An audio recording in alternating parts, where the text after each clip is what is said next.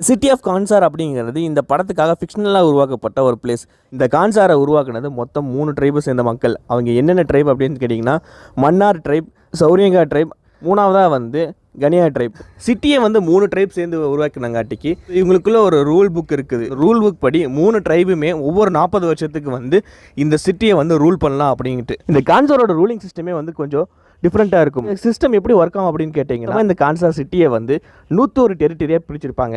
And ஒவ்வொரு டெரிட்டரிக்கும் ஒவ்வொரு ஓட்டு அப்படிங்கிற கணக்கில் மொத்தம் 61 ஒவ்வொரு டெரிட்டரியை 61 பாதுகாவலர்கள் கொடுத்துருப்பாங்க. இந்த ஒவ்வொரு பாதுகாவலர்களுக்கும் ஒவ்வொரு டெரிட்டரி. ஸோ இந்த ஒவ்வொரு டெரிட்டரிங்கிறது வந்து அவங்களுக்கு ஒவ்வொரு ஓட்டுரிமையும் கொடுக்குது.